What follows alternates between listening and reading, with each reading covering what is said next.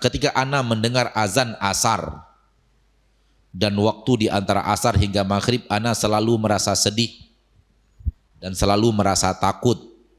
Ana merasa di saat-saat itu seperti ana akan dipanggil Allah dan merasa akan hancur dunia ini. Apakah hal ini lumrah Ustaz? Sangat tidak lumrah.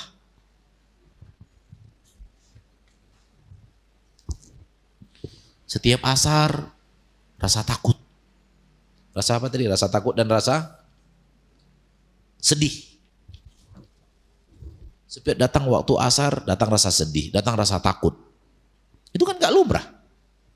Aneh. Ada apa? Kenapa sedih? Kayaknya dunia ini mau hancur Ustaz. Kok kayaknya? Nggak hancur juga. Besok kayaknya nggak hancur juga. Besok kayaknya nggak hancur juga. Kan gak lumrah itu. Untuk apa sedih dan takut? Orang mukmin hidup itu optimis. Orang mukmin hidupnya itu bersiap untuk akhirat. Semangat dalam bersiap untuk akhirat. Itu pola hidup orang mukmin. Bukan sedih dan takut begini. Justru sedih dan takut begini biasanya datang dari iblis dan bala tentaranya. Karena di dalam Al-Quran Allah berfirman tentang sifat iblis dan bala tentaranya adalah liyahzunal ladina amanu. Iblis ingin membuat orang yang beriman sedih. Maka sifat sering sedih, takut, khawatir, cemas, itu rata-rata datang dari was-was iblis.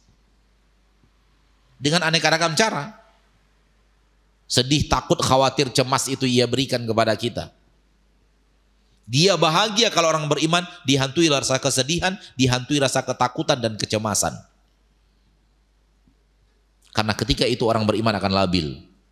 Dan ketika dia labil, ibadahnya tidak akan baik dan maksimal. Maka jangan takut dan sedih.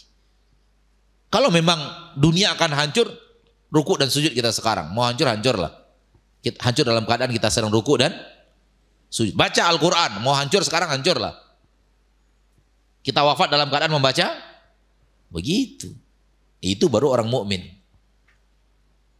Toh pada akhirnya semua kita ingin apa? Wafat dalam keadaan husnul khatimah.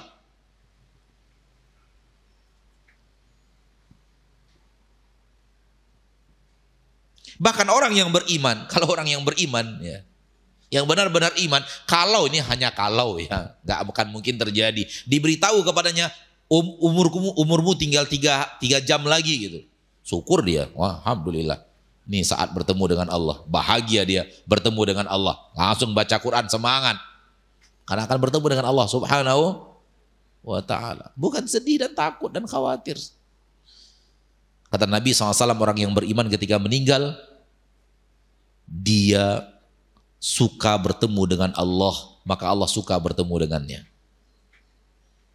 Wallahu a'lam. Jadi jauhkan cemas dan khawatir itu, karena itu tidak baik dan tidak benar.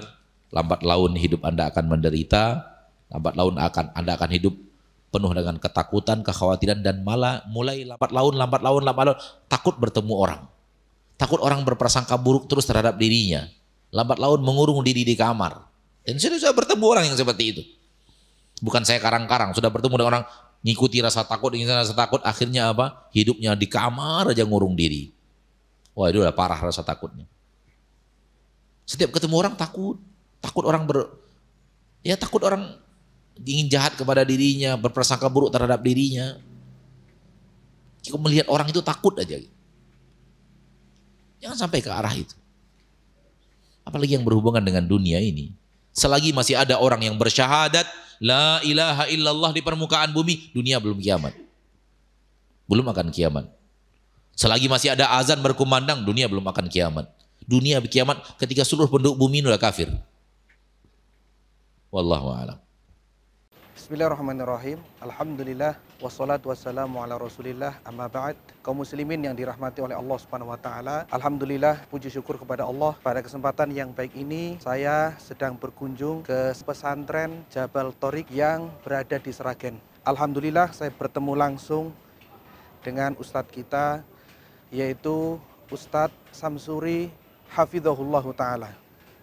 Yang saya lihat dan saya saksikan secara langsung progres program yang ada di pesantren, baik itu program santrinya sangat begitu baik dan cukup maksimal. Mudah-mudahan apa yang sudah diberikan support dan dukungannya oleh umat Islam bisa memberikan pahala yang terbaik di sisi Allah Subhanahu wa taala. Kemudian yang berikutnya, untuk mengembangkan beberapa fasilitas yang ada, maka masih ada yang perlu kita tetap ikut andil di dalamnya. Kita ikut mensupport untuk memberikan dukungan kepada dakwah Islam, terutama kepada anak-anak kita, untuk generasi kita yang akan datang. Mudah-mudahan Allah Subhanahu wa taala memberikan kemudahan kepada kita untuk bersumbangsih, untuk memberikan support dan andilnya. Demikian juga Allah Subhanahu wa taala memberikan kemudahan kepada pengurus yang ada di Pondok Pesantren Jabal Thoriq ini. Wassalamualaikum warahmatullahi wabarakatuh.